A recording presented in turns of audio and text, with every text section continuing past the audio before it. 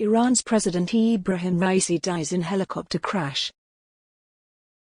Raisi had been tipped as a possible successor to Supreme Leader Ayatollah Ali Khamenei.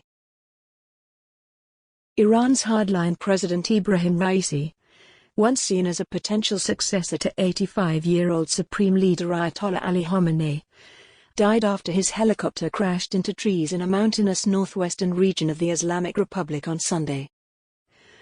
The Iranian branch of the Red Crescent humanitarian network said on Monday its search and rescue teams had reached the crash site and found no signs of the helicopter's occupants being alive.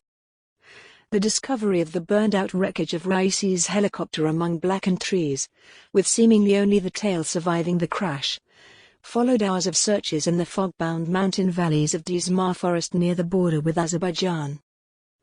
Foreign Minister Hossein Amir-Abdollahian was also on board and is presumed dead, along with the head of the Presidential Guard Mehdi Mousavi, East Azerbaijan Governor Malik Rahmati, representative of the Iranian Supreme Leader in East Azerbaijan Mohammad Ali al-Hashem, and the helicopter's pilot, co-pilot and crew. Raisi, 63, was a conservative cleric and former judiciary chief who was responsible for decades of vicious crackdowns against his own people's aspirations for greater personal freedoms and democracy, arresting, torturing and executing tens of thousands of the Islamist regime's opponents. Educated in the seminary city of Qom and dubbed the Butcher, Iran's opposition accused him of being involved in the execution of thousands of political prisoners in the late 1980s. As judiciary chief, he was also directly responsible for the wave of arrests and executions that followed massive anti-regime protests in 2019 to 2020. As president, he oversaw the iron-fisted repression of the women, life, freedom movement that followed the death of 22-year-old Mahsa Amini. Tens of thousands were arrested, and the death toll is estimated at more than 500. The terrible weather on Sunday meant it had been impossible to search for Raisi's helicopter with aircraft, and rescue teams needed to work on foot, helped by special forces, dog teams and drones. Turkey sent an advanced drone and the EU activated its Copernicus emergency satellite mapping network to help with the search, confirmed the bloc's crisis management commissioner, Yanis Linasik. Raisi had been returning from a visit to the Azerbaijan border, where he met with President Ilham Aliyev. The pair cut the ribbon on a major dam along the Aras River border. Over recent years, Raisi's loyalty to the regime and its brutal methods fired speculation about his potential to replace Khamenei as supreme leader, which would give him the last word on all big political decisions, although that elevation seemed less likely of late thanks to criticism over his competence as president.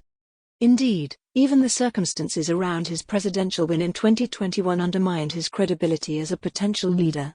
He had secured victory only through massive disqualification of opponents and on the back of record-low turnout, with most people opting not to vote, and a large number of those who did turn up spoiling their ballots. Raisi's death will heighten the belief among many Iranians and Iran watchers that Khamenei's own son, Mojtaba, will move to be frontrunner in the race to succeed his father. Raisi represents a younger version of Iran's revolutionary elite, much less competent, but much more zealous, said Bainam Ben Taleblu, a senior fellow at Washington's Foundation for Defense of Democracies, which has called for tighter sanctions on Tehran. These are the kind of people that Khamenei wants at the helm. Raisi's death narrows down the selection process for his successor, and Khamenei's own son is one potential candidate. Foreign Minister Hossein Amir-Abdollahian was also on board and is presumed dead. Eduardo Munoz Alvarez/Getty Images. Before the death was confirmed, Khamenei had called for prayers for the missing president and pledged the crash would not throw the nation into chaos. The people of Iran should not worry, there will be no disruption in the work of the country, he said. Having helped oversee his country's increasingly belligerent standoff with Israel and the West, and facing growing social discontent and economic malaise at home, Raisi had plenty of enemies, said Taleblu. For the interim, First Vice President Mohammad Mokhtar will take up Raisi's duties.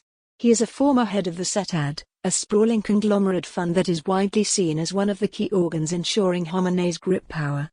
Iran's foreign policy has dragged it into more direct confrontations with the West, with its leaders repeatedly threatening all-out war against Israel since the start of the Israel-Hamas conflict in Gaza and providing weaponry and political support to Russia. Last month, Iran launched a wave of drones against Tel Aviv and Jerusalem in what it said was revenge for a strike on its consulate in Syria that killed 2 top Revolutionary Guards commanders. In a statement issued after Raisi's death was confirmed, Hamas expressed our shared feelings of sadness and pain with the people of Iran and complete solidarity with Tehran. Meanwhile, Iran's partners in Yemen, the Islamist Houthis, have for months been harassing international shipping, firing missiles and drones at cargo vessels and tankers in what they claim is an effort to force Israel to back down. Tehran's long-standing proxy, Hezbollah, has also been using its strongholds in southern Lebanon to fire rockets into Israel. This story has been updated.